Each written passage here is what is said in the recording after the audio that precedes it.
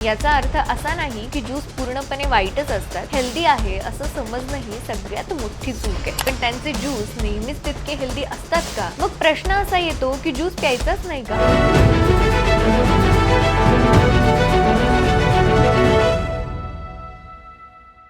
नमस्कार, मी अंजली आणि आपण पाहत आहात weight loss with Asha Kiran.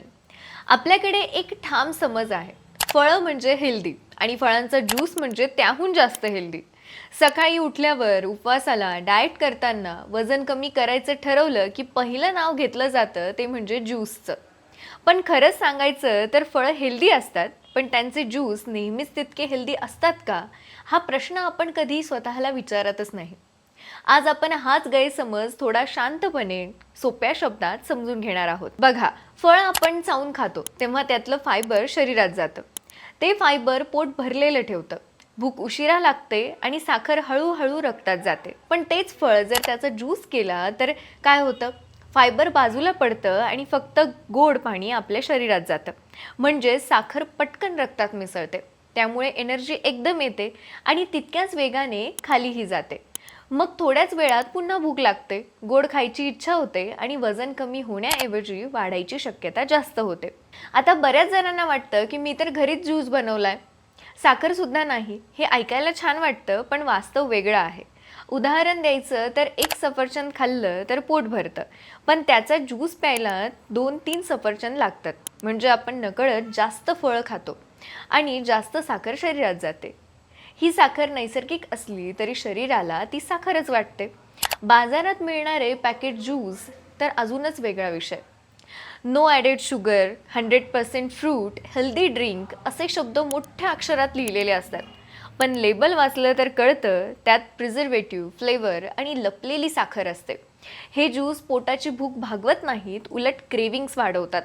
त्यामुळे वजन कमी करायचं असेल तर अशा ज्यूसपासून अंतर ठेवलेलंच बरं. मग प्रश्न असा येतो की ज्यूस प्यायचाच नाही का? उत्तर आहे, पूर्णपणे बंद करायची गरज नाही, पण शहाणपणाने घ्यायला हवं. रोज ज्यूसपेक्षा संपूर्ण फळ खाणं चांगलं. याचा अर्थ असा नाही की ज्यूस पूर्णपणे वाईटच असतात, पण त्यांची योग्य वेळ, योग्य पद्धत आणि योग्य प्रमाण महत्त्वाचं आहे. जर ज्यूस घ्यायचाच असेल तर तो पूर्ण जेवणाऐवजी घेऊ नका.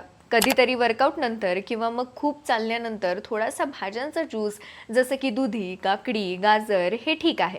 पण रोज सकाळी फळांचा ज्यूस पिऊन मी हेल्दी आहे असं समजणं ही सगळ्यात मोठी चूक आहे. वजन कमी करायचं असेल तर फळं खा, ज्यूस घेऊ नका. हा सोपा नियम लक्षात ठेवा. फळं पूर्ण स्वरूपात खाल्ली तर शरीराला फायबर, चयन, पचन सगळं मिळतं. पण ज्यूसमध्ये हे सगळं हरवतं आणि मग आपण म्हणतो मी तर सगळं बरोबर करतेय, तरी पण वजन कमी का होत नाहीये? आणखीन एक महत्त्वाची गोष्ट म्हणजे ज्यूस पिण्यामुळे पोट भरल्यासारखं वाटत नाही. त्यामुळे पुढच्या जेवणात आपण तितकंच खातो. म्हणजे ज्यूसचे कॅलरीज वेगळे आणि जेवणाचे वेगळे हे लक्षात घेणं खूप गरजेचं आहे. उलट दोन्ही मिळून वजन वाढण्याची शक्यता जास्त होते. वजन कमी करताना अजून एक चूक होते. डिटॉक्स ज्यूसवर आपण अवलंबून राहतो. 3-4 दिवस फक्त ज्यूस पिणं शरीरासाठी शॉक सारखं असतं. सुरुवातीला वजन कमी झाल्यासारखं वाटतं, पण ते पाणी आणि मसल लॉस असतं. नंतर जेव्हा पुन्हा नॉर्मल खाणं सुरू होतं तेव्हा वजन दुप्पट वेगाने वाढतं. म्हणून वजन कमी करणं म्हणजे शरीराला त्रास देणं नाही, तर शरीराला समजून घेणं आहे. फळं खा आणि ज्यूस कमी प्या. जर तुम्हाला पोट साफ ठेवायचं असेल, ऊर्जा हवी असेल आणि वजन कंट्रोलमध्ये ठेवायचं असेल तर संपूर्ण फळ, ताक, पाणी आणि घरचं साधं अन्न हेच सगळ्यात सुरक्षित आणि टिकणारा मार्ग आहे.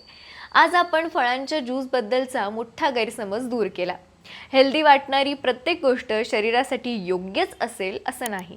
योग्य माहिती, योग्य प्रमाण आणि योग्य वेळ या 3 गोष्टी एकत्र आल्या कीच वजन कमी करणं खरंच सोपं होतं. शॉर्टकट शोधू नका, कारण वजन कमी करणं हे खाण्यावर नाहीये तर शहाण्या सवयींवर अवलंबून असतं. आजचा व्हिडिओ तुम्हाला उपयोगी वाटला असेल तर लाईक करा. तुमचा अनुभव आणि प्रश्न कमेंटमध्ये नक्की लिहा आणि अजून अशाच हेल्दी, नॉन कन्फ्युजिंग माहितीकरिता चॅनलला सबस्क्राईब करायला विसरू नका. मी अंजली, पुन्हा भेटूया. तोपर्यंत स्वतःची काळजी घ्या, पाणी नीट प्या आणि फिट राहा.